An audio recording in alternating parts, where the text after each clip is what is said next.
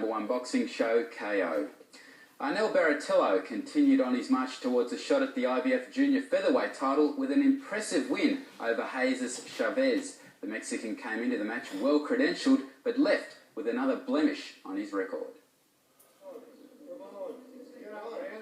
A great deal of action here in the first round.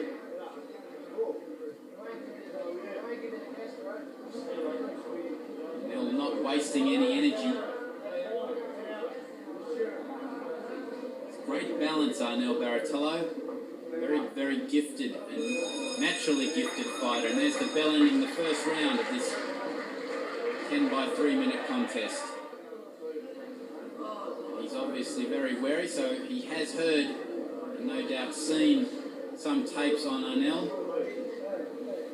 Arnell landing there with a left hook, countering over his opponent's jab. Great balance, great ability to cut the ring off, Arnell.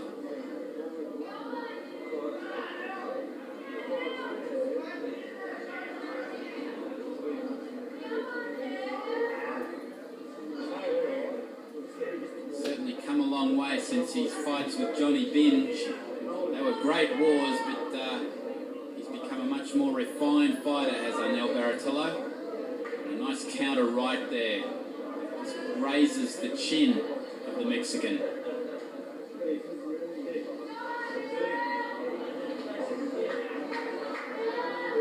They're wild there with a left hook followed by a right hand, which again sails over the head of the Mexican.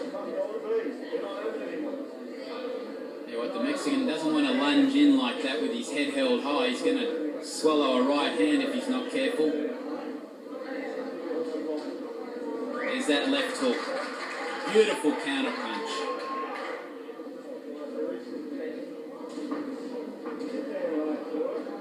Didn't swallow a combination there, but came back with a right hand. Trained by Mark Pitts. Left hook. Another glancing blow there by Arnell.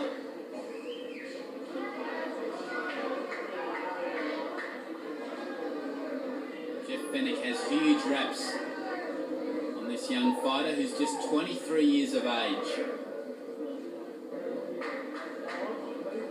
He obviously thinks he can outbox Arnell. Arnell loading up with every single punch, and again the Mexican trying to touch gloves. I have no idea what for.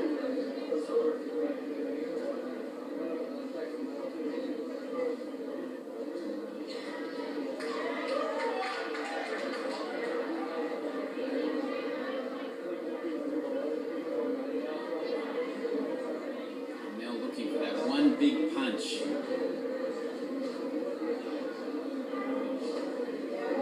a nice rip to the body, sends the Mexican down.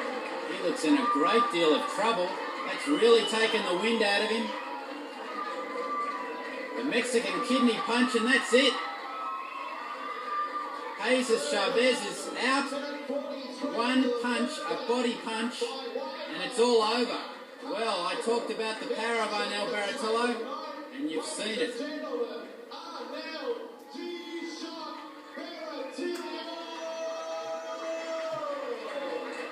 And Ray, you look at that fight and you just see how much Arnell Barrotillo has matured as a fighter.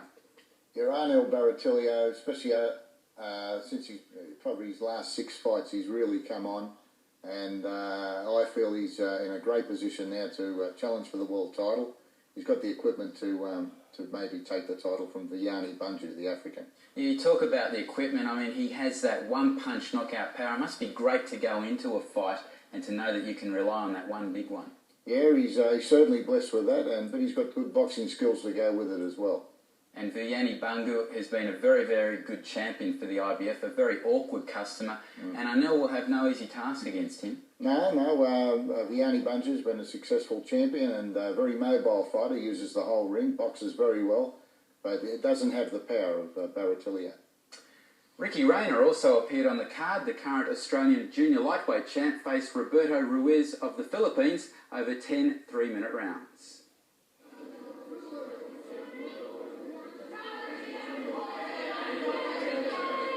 Opening up there with a combination. Lightning quick combination. The left by the right by Rick Rayner. If Roberto Ruiz is any example of the sort of fighter that comes out of the Philippines, he's going to be one very, very tough nut.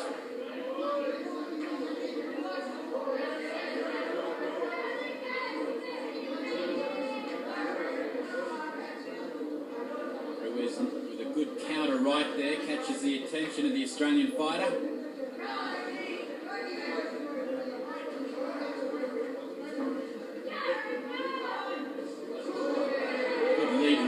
By Rayner too. It's a jarring punch. This is the second round of this catchweight contest. It's set down for 10 3-minute rounds between Rick Rayner of Australia in the black trunks and Roberto Ruiz of the Philippines in the blue trunks with the white trim.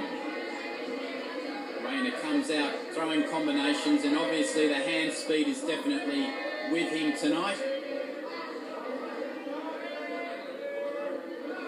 Ruiz will be hoping to try and wear his man down, but as I said before, Rick Rayner comes in to every fight in absolute peak physical condition.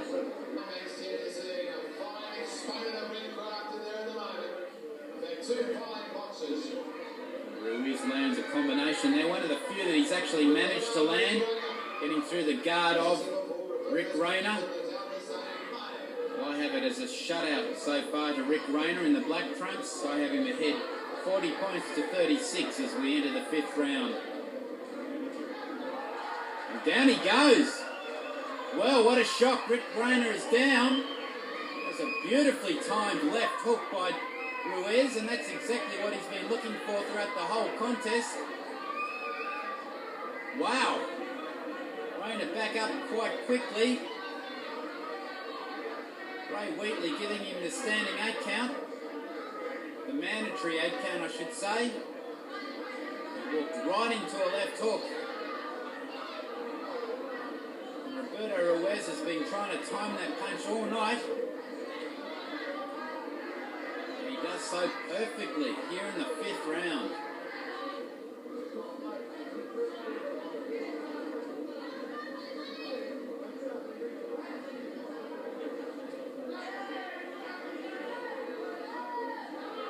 Lands a left and then misses wildly with another left, which was more like a slap than a punch.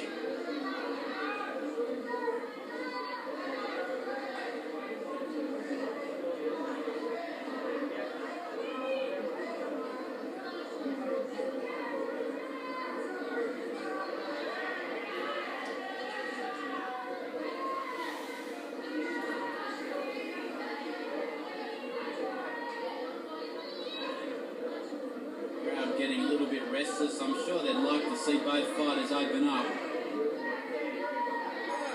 Here we go for the 10th and final round of this catchweight contest. Rick Rayner seemed to get stunned there momentarily by that left hook. He's backed into the neutral corner. Gloves held high. He's going to need to do more than that. He's going to have to try and fight his way out of there. Filipino must know that he needs a knockout to win this contest, and Ricky Rayner showing tremendous heart. He was stunned by a left hook. Managed to work his way back out into the middle of the ring. David Rayner scored the fight 189. Unanimous decision.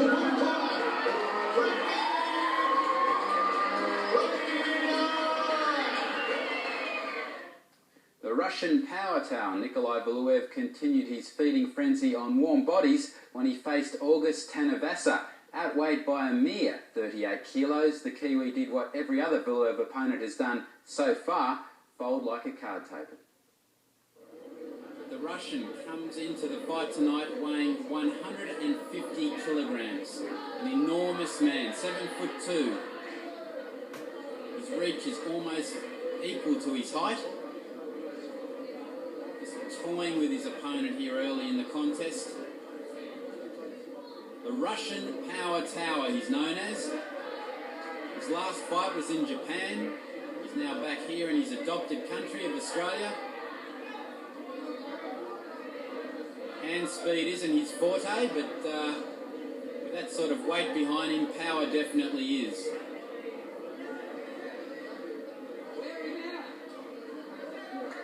Tanuvasa at least trying to throw back a few punches. It wouldn't be any easy task. He cops the left hook there. Valuev's gloves almost, his hands are probably almost as big as his opponent's head.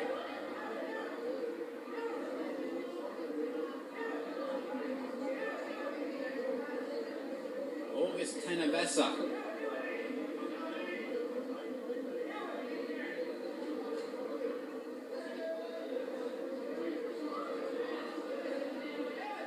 So far, nothing much landed by either man. Tanuvasa's done a lot of backing away, as you would probably understand he'd want to. Lunging there with that left hook, that's probably the best he can do. As well as the right hand. Valuev coming up under with the rip to the body. And down he goes. August Tanuvasa. Ray Wheatley starts the count. I think the Kiwis had enough. So unfortunately, another Nikolai Valuev fight ends disappointingly. First round knockout over August Tanuvasa. Now, Ray, you of course refed that fight. Was he fair dinkum, do you think? I'm not quite sure, mate. Only he would be able to tell you that. But Valuev certainly looks like he's going to be hard to handle for any of the local guys here in Australia. And I think they're going to have to bring out some credible opposition for him. Yeah, he'll have to be manoeuvred very carefully though, because he still has a lot of development to go. Yeah, they don't want to jump up in class too high, but just bring him along. But he's certainly got ability. He is slow, but he takes a good shot on the chin, Matthew. He did cop some good ones off Tanuvasa, who does hold a knockout win over Jimmy Thunder in the amateur some years ago. So he copped him on the chin all right, and his technique's not bad. He's just a little bit slow. And Joe Bugner, that'd be a fantastic matchup, wouldn't it? That'd be a great fight, yeah. You won't have to fly anyone out here. You've got Joe Bugner right here if you want to. And it'd be an interesting fight. Okay, you're watching the show that leaves the others down for the Count KO. We'll be back to wrap up in just a few moments.